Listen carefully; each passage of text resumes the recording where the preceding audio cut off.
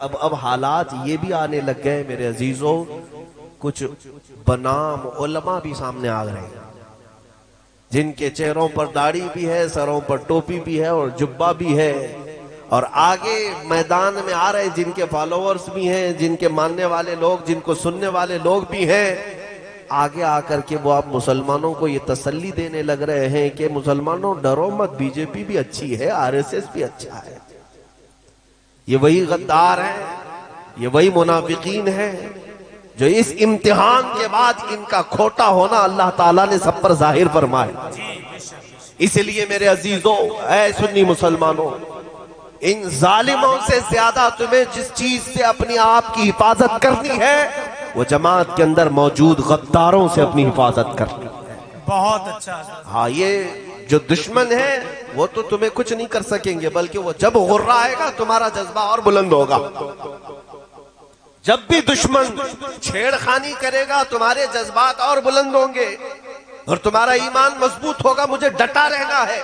لیکن ان دشمنوں سے زیادہ اگر تمہیں کوئی نقصان پہنچاتا ہے تو تمہاری جماعت کے اندر موجود منافق آ کر کے کہتا ہے ارے بھائی چھوڑ دے، حالات خراب ہیں، چھوڑ دے، خاموشی اختیار کر، حکمت سے چل، مصلحت کے ساتھ چل، ان کا بھی ہاتھ ملا لے، ان کا بھی ہاتھ ملا لے، گدھے کو بھی باپ بول۔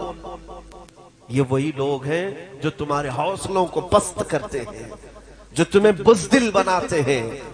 اس لیے میرے عزیزوں، میں آپ سے کہتا ہوں ان منافقین کی صحبت میں رہنا تمہارے لیے اتنا خطرناک ہے، اتنا خطرناک ہے کہ وہ وقت بھی آ جاتا ہے کہ جو ان منافقین کی بزدلی کا شکار ہوتا ہے وہ ایمان سے بھی ہاتھ دھو بیٹھتا ہے اور میرے نبی کی عزت پر سمجھوتا بھی کر لیتا ہے، سمجھوتا بھی کر لیتا ہے۔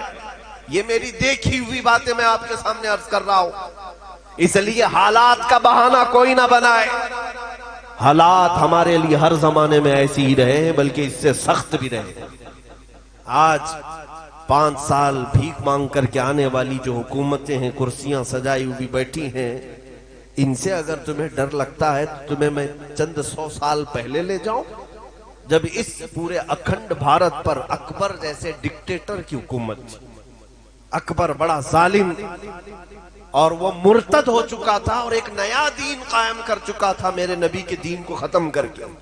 اس کے اعتبار سے اعلان کر چکا تھا کہ اب دین مصطفیٰ پرانا ہو چکا ہے، ایک نیا دین شروع ہوگا۔ وہ ایسا بادشاہ جو الیکشن سے آیا نہیں، وہ ایسا بادشاہ جو جمہوریت کا نہیں، بلکہ خود ساختہ، خود کا پاور، لاکھوں کی فوج اس کے پاس۔ اس وقت کا بھارت، اس وقت کا ہندوستان جس میں پاکستان، بنگلہ دیش، افغان کی سرحدیں، ایران کی سرحدیں بھی آتی تھی، اتنا بڑا بھارت کا وہ اکیلا بادشاہ جب یہ اعلان کر دے تب تو حالات اور کتنے خراب رہے ہوں گے۔ آج جو لوگ کہتے ہیں نا حالات خراب ہے، اس وقت ایک ظالم کی حکومت ہے، فوج اس کے پاس، پولیس اس کے پاس، بادشاہ کے خلاف کوئی کہہ دے بات تو وہ تو موت کی سزا، پھانسی پر چڑھ جائے گا۔ لیکن جب نیا دین وہ شروع کیا، علماء بھی تھے، مدارس بھی تھے، مسجدیں بھی تھیں، مسجدوں میں اس نے اذان بند کر کے سیپ بجانے کا حکم دیا تھا، منبر پر مورتیاں رکھی جائیں گی اس کے نئے دین کے اعتبار سے۔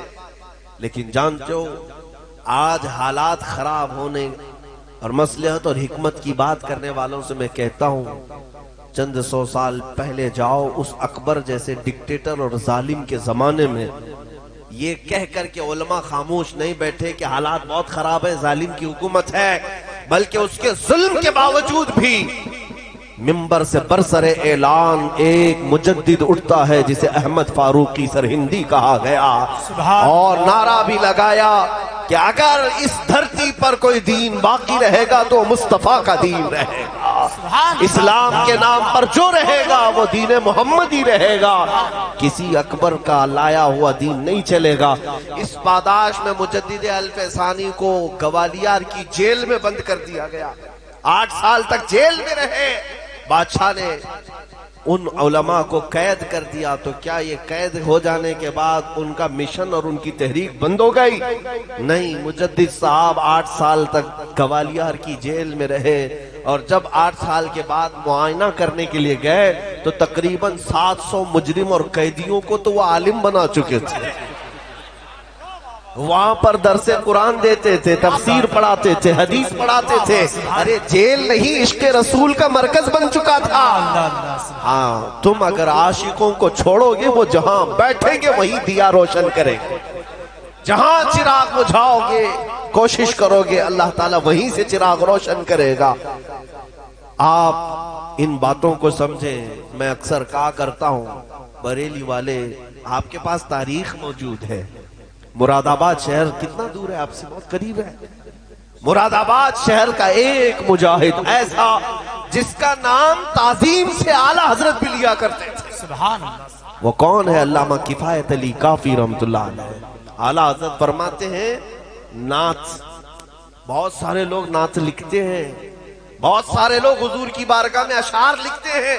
وقت کا مجدد امام احمد رضا فاضل بریلوی یہ فرماتے ہیں اگر میں کسی کی نعتیں سنتا ہوں تو میرے مرحوم بھائی امام زمن حسن رضا بریلوی کی یا تو مولانا کفایت علی کافی، سبحان اللہ۔ اعلیٰ حضرت جن کی نعتیں سنتے ہوں وہ کفایت علی کافی۔ ہاں، وہ ایسے ہی معمولی کوئی عام شخص نہیں تھا، ایسا عالم ربانی کہ جس سے پورے انگریز تھراتے تھے، خوف کھاتے تھے۔ ایک بات یاد رکھو کہ ان ظالم حکومتوں کو اگر سب سے زیادہ ڈر لگتا ہے تو حق بولنے والے علماء سے ڈر لگتا ہے۔ جی بے شک۔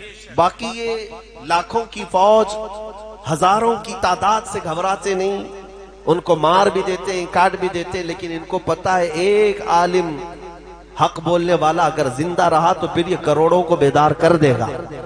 کفایت علی کافی کو اس بات کے لیے انگریز بار بار پریشان کرتے رہے کہ آپ ہماری حکومت کے خلاف نہ بولیں، آپ خاموش ہو جائیں، ہم آپ کو اپنی حکومت میں عہدہ دے دیں گے، ہم آپ کو نذرانے بھیجا کریں گے، تحفے بھیجا کریں گے جیسے دوسروں کو بھیجتے تھے۔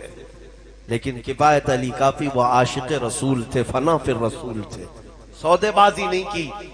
جانتے ہو ایک عالم کو گرفتار کرنے کے لیے کتنے انگریز آئے تھے؟ 3000 انگریز آئے تھے۔ اسی سے اندازہ لگتا ہے کہ رسول پاک صلی اللہ تعالیٰ علیہ وسلم کی بارگاہ کا تربیت یافتہ جو ادنا بھی ہوتا ہے وہ پوری دنیا کا شیر ہوا کرتا ہے، اسے پکڑنے کے لیے بہت سارے کتے آتے ہیں، اس بات کو یاد رکھیں۔ 3000 لوگ آئے گرفتار کرنے کے لیے اور گرفتار کر کے لے گئے، وہ بھی یوں ہی نہیں، کسی غدار اور منافق کی مخبری کی وجہ سے۔ ہماری جماعت کا کوئی غدار تھا جس نے مخبری کر کے ان کو پکڑوایا، انگریز لے کر کے آئے تو دارالعمارت میں رکھ کر کے مولانا کفایت علی کافی کو بار بار ٹارچر کرتے تھے، سزائیں دیتے، لیکن آپ ٹس سے مس نہیں ہوتے۔ حضور پاک کی عزت اور حضور پاک کی ناموس کی حفاظت کسے کہتے؟ سنو، رات کے وقت انگریز گرم استری ان کے جسم پر پھیرتے تھے، استری کو گرم کر کے ان کے جسم پر پھیرا جاتا تھا، پریس، اور جب چمڑی جل جاتی تھی تو جسم پر نمک چھڑکتے تھے، نمک ڈالتے تھے۔ علامہ کفایت علی کافی رحمت اللہ علیہ کو ایسی سزائیں دی، اس کے باوجود انہوں نے اپنا نظریہ نہیں بدلا، نہ ہی اپنا قول۔ وہ چاہتے تو پیسہ بھی لے لیتے، عہدہ بھی لے لیتے، چھوڑ دیتے، حالات خراب ہیں، نہیں۔ جو سچا محب رسول ہوتا ہے وہ حالات کو نہیں دیکھتا، وہ گنبد خضرا کو دیکھ رہا ہوتا ہے۔ کفایت علی کافی رحمت اللہ علیہ کو مراد آباد کے چوراہے پر لا کر انگریزوں نے پھانسی پر چڑھانے کا حکم دیا۔ یہ 1857 سے پہلے کی بات ہے، توجہ۔ مراد آباد شہر کے چوراہے پر جب پھانسی پر آپ کو چڑھایا گیا، اس وقت بھی آپ کی زبانوں پر اس زبان پر ایک ہی کلمہ تھا، کوئی گل باقی رہے گا نہ چمن رہ جائے گا، پر رسول اللہ کا دین حسن رہ جائے گا۔ سب فنا ہو جائیں گے کافی وہ، لیکن حشر تک نام حضرت کا زبانوں پر چلن رہ جائے گا۔ وہ یہ نعت پاک سنا بھی ہوگا آپ نے، مشہور ہے۔ اس کے بعد آپ کو پھانسی دے دی گئی، جو بات میں کہنے جا رہا ہوں سنو. علامہ کفایت علی کافی کو پھانسی دے کر، یہ ظالم بھی میری باتیں ہر چیز کوٹ کرتے ہیں، ابھی میڈیا چلائے گی دیکھیں. ہاں یہ دجالی میڈیا یہاں سے کٹنگ کریں گے، یہاں سے نکالیں گے. اب بھڑکاؤ مولانا، پاکستانی مولانا، آتنکوادی مولانا، تمہارے سرٹیفکیٹ کی ہمیں ضرورت نہیں. تم چاہے دہشت گرد بولو، آتنکواد بولو، ٹیررسٹ بولو، تم دلال ہو، جو کچھ کہنا چاہو کہہ لو. ہم جو کرتے ہیں وہ میرے مصطفیٰ کی عنایتوں سے ہے. ہماری نظروں میں سند تمہاری کوئی معنی نہیں رکھتی. الحمدللہ ہم سچے مسلمان کل بھی تھے، آج بھی ہیں اور انشاءاللہ رہیں گے. میں جو بات کہہ رہا ہوں، کفایت علی کافی رحمت اللہ علیہ کو پھانسی دینے کے بعد 8 دن تک یہ جشن منائے تھے. مولوی ختم ہو گیا، جو لوگوں کو بلاتا تھا تو ہزاروں جمع ہو جاتے تھے، اس کی بات میں اثر تھا. اب کون جمع کرے گا انہیں؟ نبی کے نام پر جب کفایت علی کافی پکارتے تھے تو ہزاروں کا مجمع اکٹھا ہو جاتا. کہاں سے لوگ آتے پتہ نہیں چلتا. جب انگریز 8 دن تک جشن منا رہے تھے، ختم ہو گیا. مولوی کو ہم نے پھانسی پر چڑھا دیا. جو لوگوں میں جان بھرتا تھا، لوگوں کو اٹھاتا تھا، لوگوں کو بیدار کرتا تھا، اسے پھانسی کے پھندے پر چڑھا دیا گیا. لیکن ان ظالموں کو پتہ نہیں قانون قدرت کیا ہے. رب ذوالجلال کا قانون اس دین کو چھلانے کے لیے ایسا ہے. تم ادھر مراد آباد شہر میں کفایت علی کافی کو پھانسی دے رہے ہو، پڑوس شہر میں مولا امام احمد رضا کو پیدا کر رہا. ایک عاشق رسول کو تم نے سولی پر چڑھا کر کے یہ تصور کر لیا کہ اب لوگوں کو عشق کے جام پلانے والا چلا گیا. لیکن اللہ کریم نے ایسا عاشق رسول دوبارہ پیدا کیا کہ وہ اٹھا تو صرف بریلی نہیں، نہ مراد آباد، نہ ہندوستان، بلکہ عرب میں، عجم میں، افریقہ کے صحراؤں میں بھی یہ بات گونجنے لگ گئی. مصطفیٰ جان رحمت پہ لاکھوں سلام، شمع بزم ہدایت پہ لاکھوں سلام، ڈال دی قلب میں عظمت مصطفیٰ. یہ ہر بچہ پکارتا ہے آج سیدی اعلیٰ حضرت پہ لاکھوں سلام.